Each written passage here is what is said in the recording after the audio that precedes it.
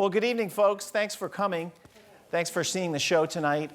I'm Michael Witmore. I'm the director of the Folger Shakespeare Library, and I'm delighted to welcome you here tonight for a conversation with the folks who are part of the Mellon-sponsored Before Food to Table project, which is a unique venture for us at the Folger because it mixes scholarly inquiry about a topic that affects all of us, which is food, but takes it and asks questions about where we are today. It asks what kind of art can we make that helps us understand food. It's also led us to the exhibition work that you've seen in the Great Hall. So we thought we would get together and talk a little bit about how this came together.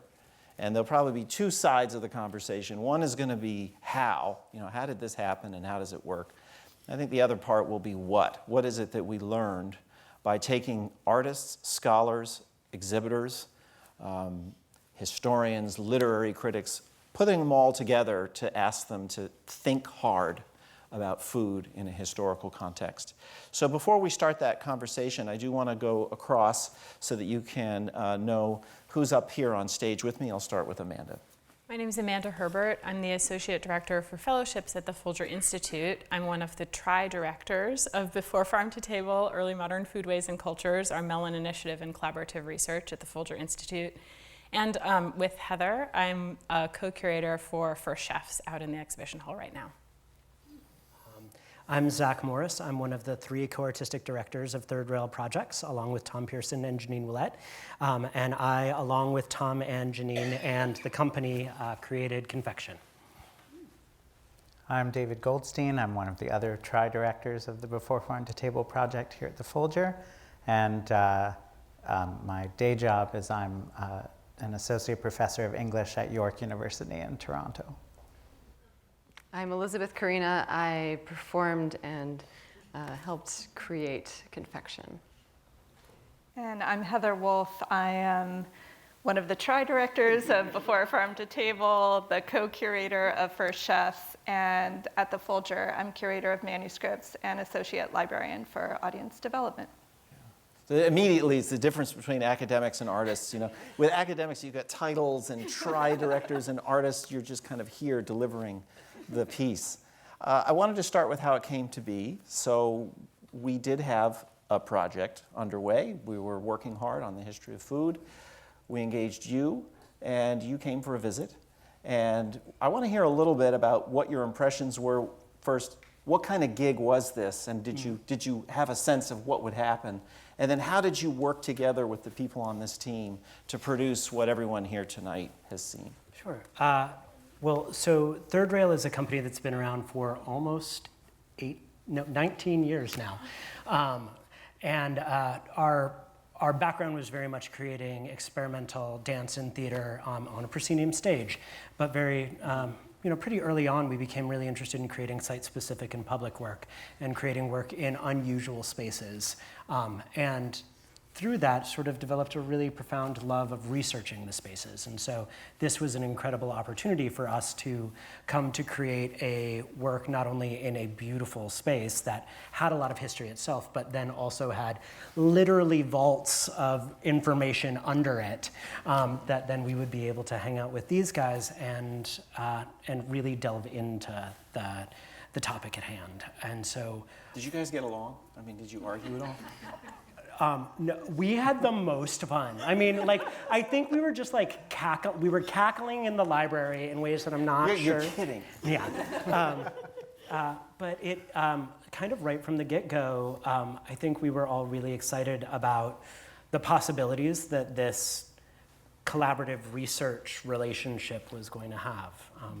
Do you guys want to think?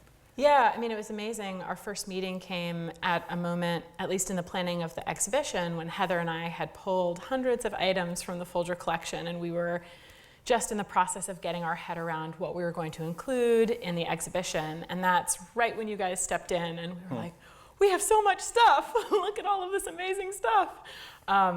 So it was very helpful to us, I think, as curators to look at it through your eyes too, or get a sense of what interested you and what spoke to you, because it helped us in our process of kind of culling that material down into a narrative.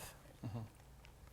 So, Heather, you were part of the people, one of the people who was getting all this material out there. How did you know what to put in front of these artists? I mean, did you even think about that, or did you just say, come on in and look at what we've got? No, I mean, we knew there were some books that were more interesting than other books, and that was confirmed by Zach and Lizzie's reaction to them when we put them in front of them. But some of them we hadn't spent that much time with, so we're like, oh, this book, you know, we had it called up, but we haven't actually opened it, so we got to open it together and look into the book, you know, for the first time together. And so to have 4 sets of eyes looking in and turning the page, and I think that's when we found the carving verbs for the first time. And Zach started singing the carving verbs. We're like, this is going to be a song, and we have to fit this into whatever it's going to be, because it wasn't even confection yet. It wasn't even sugar yet. It wasn't anything. It was just, what is this collection? What is it saying to us? And how can we perform this in some space in the Folger? It was totally undeveloped at that point. And I wonder, for you, just seeing these 400-year-old books and manuscripts, what that was like compared to just reading an edition of Robert May. Well, I think one of the things that was most interesting was coming in, not only understanding the context of Before Farm to Table, but also understanding that this was going to be a work that was created to sort of be in conversation with Nell Gwyn, and to understand sort of some of the practicalities and politics of her life, and, you know, looking at the idea that she was an orange seller. And we started thinking about, kind of from the onset, about not only food, but the act of performing, and what it meant to be a performer, and also particularly what it meant to be a woman in the Restoration era, and what sort of things Nell and other folks were navigating. And so I think we came in with some ideas, but I think it really did crack open for us looking at. Yeah, I remember something coming up where you mentioned that the dining in a banquet hall really was a performance, and I think I remember that just a little bit of a light bulb going off when that came up. You know, the way that the plates are laid out on the table was very specific and very performative, and the lower classes watching from above. That was where that all was. That vision came up. There's this big engraving of James II's coronation banquet with the balcony and everybody watching, and I saw that in the reading room, the way you performed it. Yeah, that document, or that book, you know, I've looked at it now dozens and dozens of times, and I've studied it so carefully, and I've zoomed into all of the little faces, but I appreciated it in a totally new way when I was in the performance, standing up on the balcony and watching the table below. And I just thought, wow, it just hit me in an entirely new way, as a scholar and just as a person, to see that. It's almost, it's similar to reading a Shakespeare play and then seeing it performed, never having done so, right? And suddenly all different aspects of it kind of burst forth and shift around in your brain.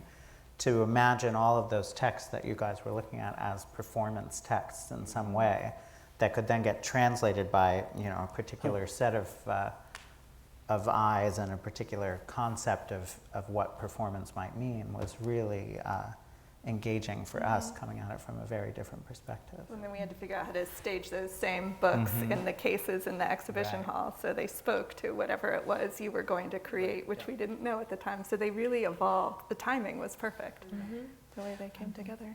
I'm just struck by how, you know, artists and scholars don't use the same rules to get their work done, but they're both in search of something. I mean, I think when I see your work or I see work on the stage, I think performance is a way of, it's a mode of inquiry. It's you trying to figure something out and you're doing it with an audience. And when you're a scholar, you're actually doing that alone. So what felt exciting to me about the project was you were diving into something and you weren't just sitting by your, which is great as a scholar to do that, but there was something a little more interactive about it.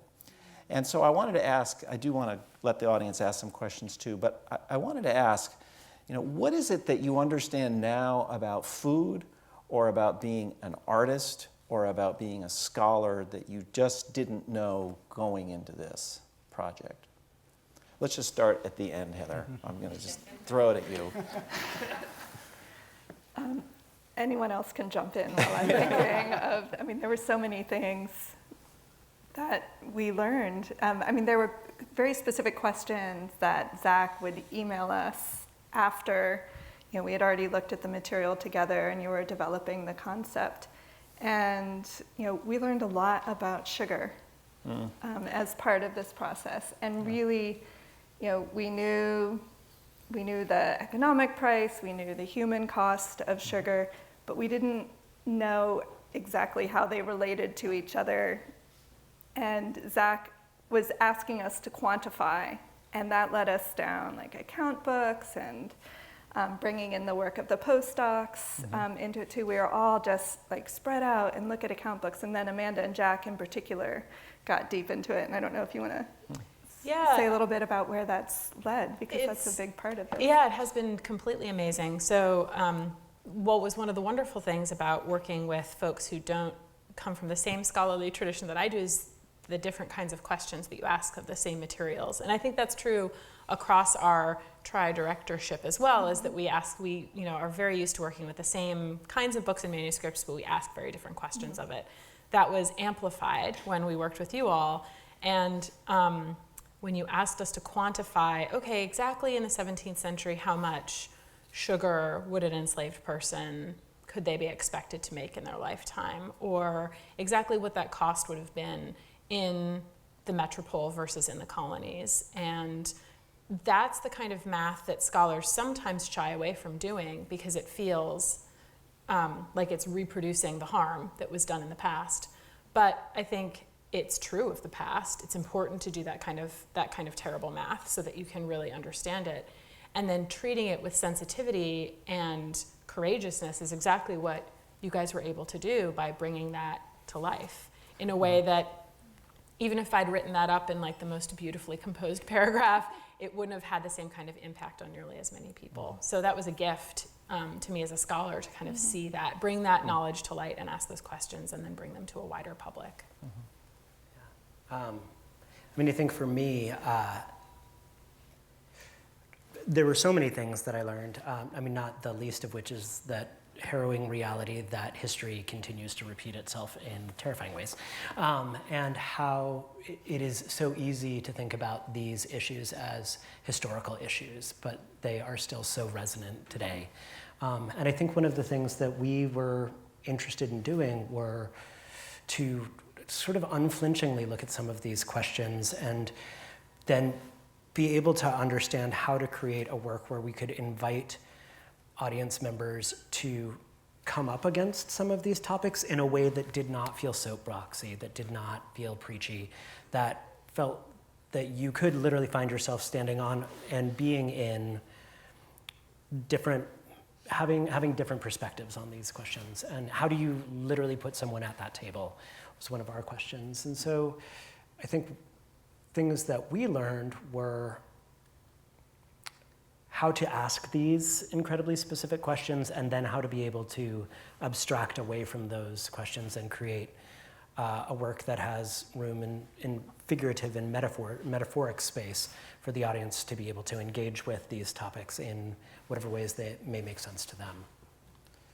Yeah, I mean, in my own work, I always look for ways in which food and performance intersect, or rather, the ways in which food is always performative, even if we're eating alone.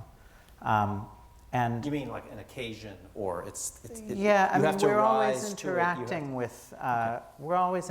with another version of ourselves, or a version of ourselves that we present, even if it's not to the rest of the world. If we were sitting up here with a banquet and eating, it would be an extremely conscious and theatrical performance. But even when we're at a dinner table with our family, there's a way in which food operates in a performative way. We're sort of acting out a certain version of ourselves, even if we don't realize it, right? Yeah.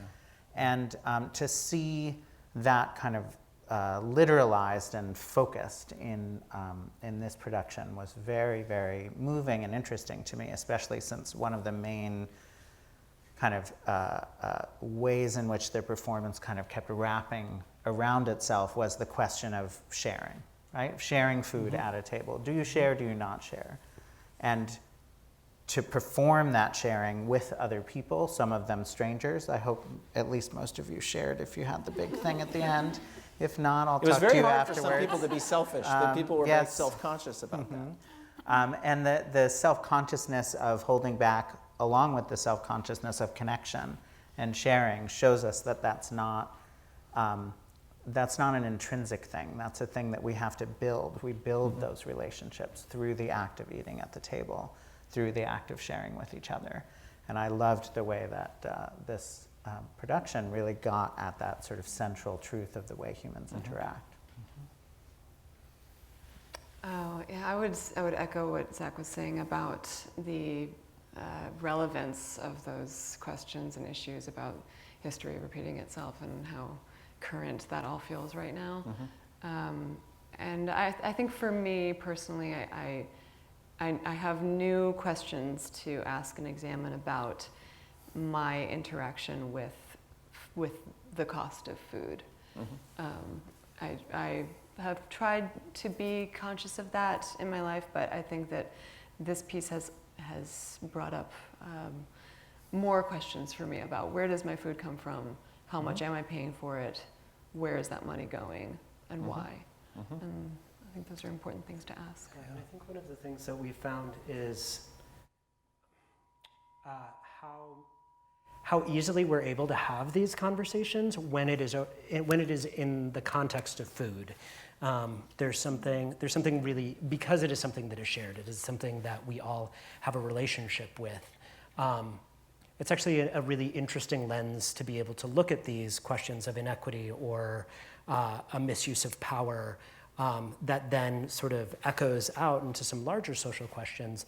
But you can have these conversations about food, and then it has these repercussions in other really interesting ways that I think have been, pretty important for, I think, the next projects that we're going to do as well. So, Can I ask you a question about this? So you've got real and pressing questions and deep and troubling histories that are around this project, and yet when you're performing, sometimes it feels there's a gaiety and decadence to it, which draws the audience in. And one question I have as an audience member is, am I being judged by participating? And so they're inviting me to participate, but it also feels like they may think that's not the right idea. So, how do you use the kind of buzziness and sparkle of the performance and keep talking about these big issues? Is that something you had to think about as you put the piece together? yeah, very much so. A lot of it actually came from a conversation that we had on the phone where you were really able to articulate something that I hadn't been able to put my finger on, which was that what we were trying to do was create sort of a moral conundrum, to create a bit of a moral dilemma that we all have. And also no one is judging anyone but yourself. If you are feeling judged, then That's it. Hyperactive superego. One of the things that we try to do is to create these pieces that have just enough space in them where they can be reflective, where you can feel that in some way it might be a mirror. And I have had quite I'll be sitting in the scene and I'm like, oh God, what does this mean about me? But I'm the one who's echoing back, and I think that's something really exciting that art can do, is to be able to pose those questions. It's great. That was the part that I think you've created a piece of art that puts questions that we want to think about and sometimes can't, but then you're in the middle of it because you're participating in it. And I assume that's what you do, is participatory, immersive theater, which was so exciting. I want to thank you for the work you've done. We're going to ask for some questions. I also wanted to say thank you to the Folger team who helped you create this piece of art, specifically Beth Emelson and the front of house team here at the Folger, to put, if you would,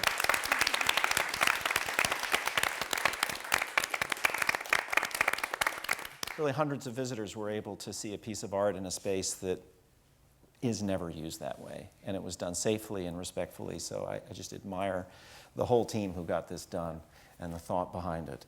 I'd love to turn it over to questions here in the audience. You have one. Well, I have a two-pronged Okay. question.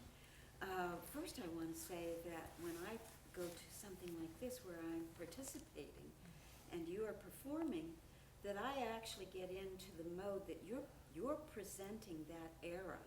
You're no longer modern. You're that era. And so I was not feeling like I was being judged. I was judging you. Oh, okay. So if you didn't hear that, she said, number one, it felt like they were from another era. And in doing that, you felt like you were in a position to judge them as performers. And I felt that I shouldn't be, because there were people applauding. Oh, and polite I thought, applause. I won't applaud. So I didn't for some of it. But then was the ultimate or penultimate summation of what you were doing at that banquet table that we were looking down on, where you traipsed across 2 or 3 times, first being jolly, second, there was something going on, third, there was something else going on, maybe you were getting bored, and then comes this man in a woman's dress, and I assume he's supposed to be a woman. I don't know, but you were being mean to him. Yeah. So That I did not understand totally. okay, so the question, if you couldn't hear it, was the scene where there's action happening down the center of the reading room and people are on either side watching. Lizzie is doing some, you said traipsing. It's also dancing, but it's happening right across the middle. And then you, I think, come next. You're in a dress. And your question was, what's going on there? The things are devolving. Okay, so a sense that it's just pulling itself apart and you don't know where it's going. What's behind it? Well, we were very interested in issues of class, issues of race, issues of inequity in every angle that we could find them, and gender, exactly. And so we wanted to subvert those roles as we would have seen them in the history books. So by placing Josh here in a number of dresses, yes, he was. And by placing myself in a very lavish upper class men's outfit and Justin in the same, we tried to show that inequity in a different way than you would normally see it, which maybe would open up a way in for the audience. You know, if you can imagine that scene with the genders the way that you would normally have seen them, would you have had these questions? Would you have had a different narrative? I think that we wanted to ask the questions of what is the relationship between these classes, these genders, these races, and how can we have you ask that question by twisting it in some way? But you didn't want to pose it. You wanted audience members to come up with that. We wanted to present the question. We wanted and see where they took it. Yeah. And so yes, so what happens when he becomes Emile? Oh, that was poignant. Yeah. No, that was sharp. Yeah, I think it was sharp. As someone who knew what was going to happen, having been in on the early blocking out of the scene and the way it was going, when I finally saw it in its full glory, I couldn't decide what to look at. I really wanted to watch the performance, but I also wanted to watch the faces of the people who were with me because I knew it was going to come. And so everyone's clapping along and happy, and then I was like, oh, they're going to feel really bad about themselves in just a minute.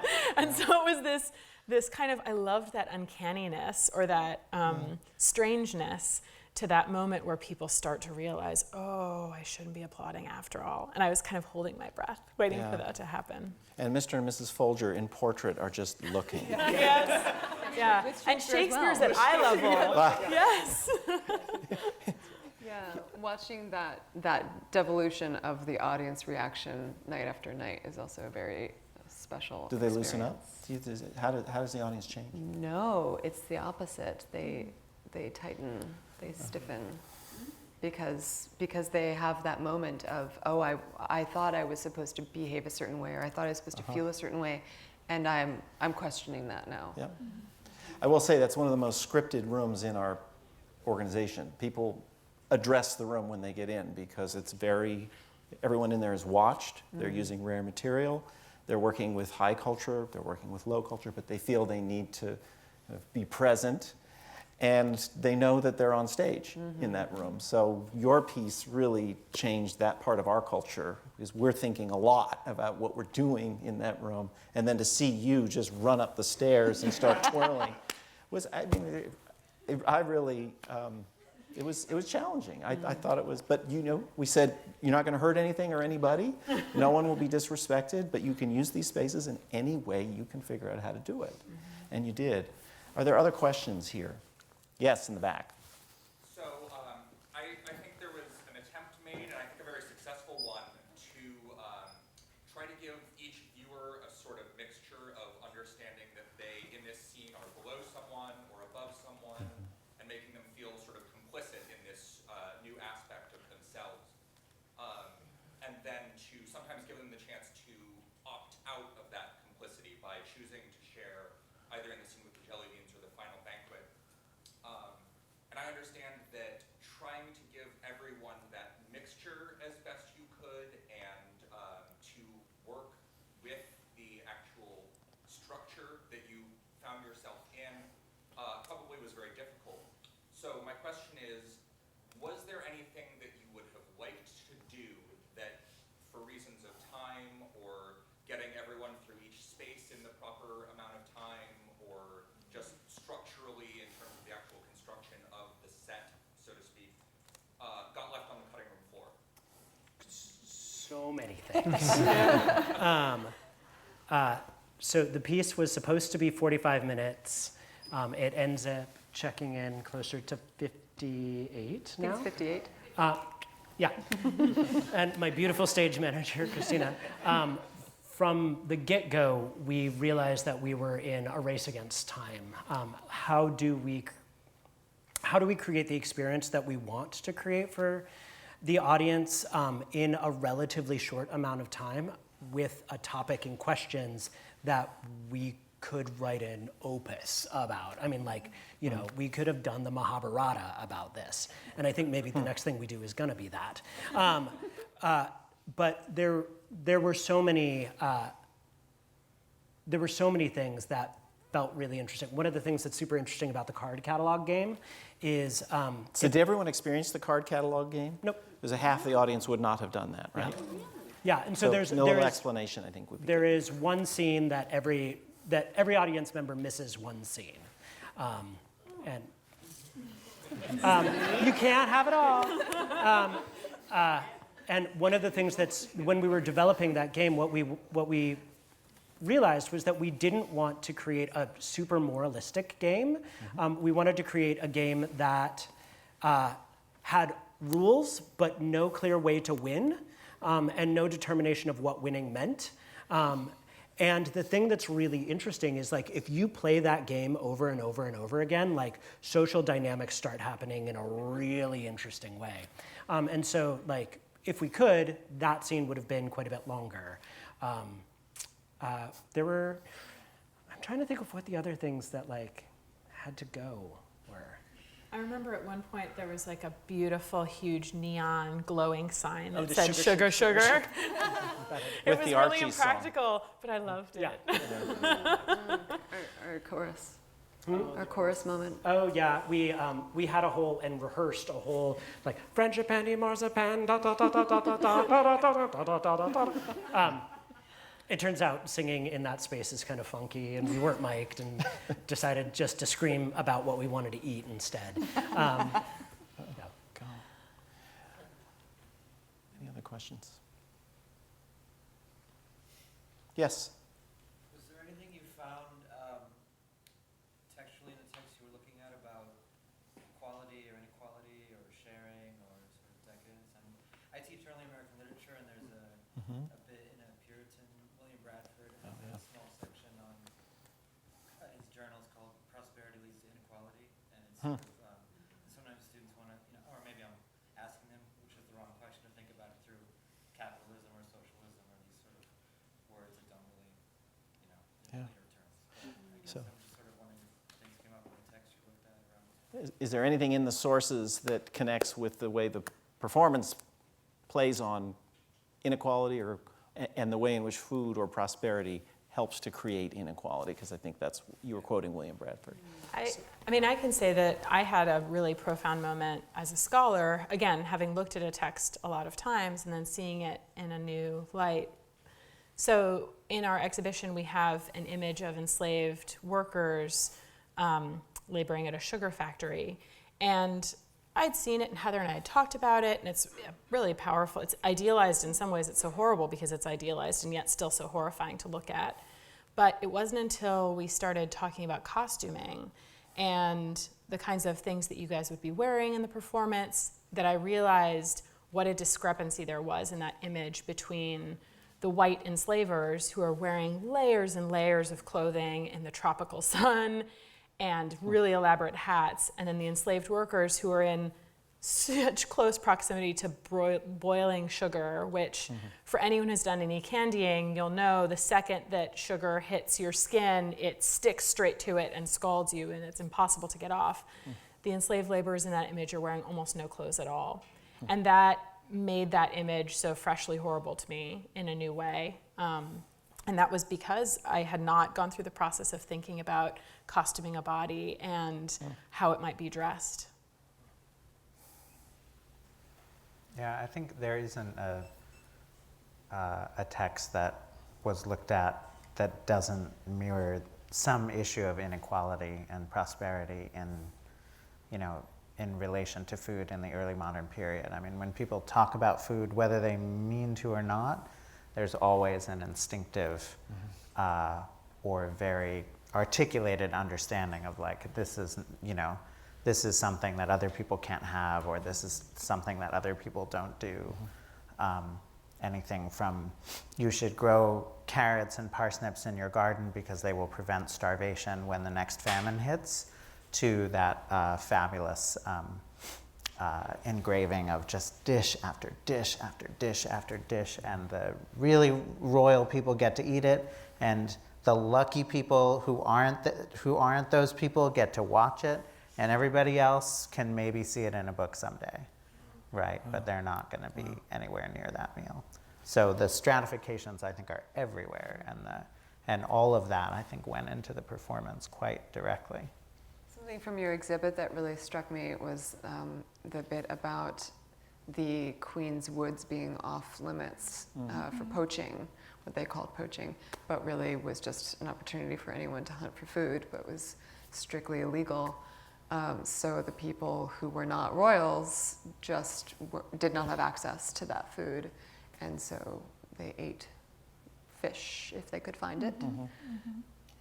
Yeah, and as we were developing First Chefs and you were developing Confection, the whole exhibition became about food injustice and inequality in the same way that Confection became about that. And we ended up, there weren't specific texts that were, overtly addressing inequality, but by putting just two texts in each case and juxtaposing them, we hoped that would leap out at you, or you'd walk away with a sense of the injustice, because in that case it was, a guide to hunting for aristocrats, juxtaposed against this tiny little deposition of a man, William Turner, who had been caught poaching, and we don't know what happened to him, but there are enough details in there. We know he was poaching with a friend. They poached 2 deer, I think, and they had 2 mongrel dogs with them. And he was confessing to this, and he had no other means to get food. And so, it was very common for people to poach in this period and go into the forest and hopefully not get caught, but many of them did, and the punishments were severe. It's such a striking difference from the other part of the Renaissance, which talks about sweetness and light, the metaphor for pleasure and for poetry, the fact that poetry would somehow both teach and delight through its sweetness. And we think of this period as being one of incredible genius and aesthetic innovation and these kind of confections in poetry. How do you build a sonnet? How do you create, all of these forms are happening. And when people talk about them, they're using the language of taste to do it. And yet, if you actually look at what people are living at this time, every time they put something in their mouth, there is a question. Where did this come from? Is it mine? How long is it going to last? And what I love about this project is the way it takes a whole set of questions and puts them together. I do think it's important that in the end it's art. I mean, I love the process that led to it, but it has to stand on its own as a piece of work. And I think it does. Everyone is entitled to their judgment, but I am grateful to you for the work that you've done here. And I'm especially grateful to the Andrew Mellon Foundation, who's made possible this entire research program and made it possible for the Folger to really take the risk to do a different kind of performance and a different kind of thinking. We really couldn't have done it without that outside support. And so we're very, very grateful, and grateful to this team for creating this piece of work. So please join me.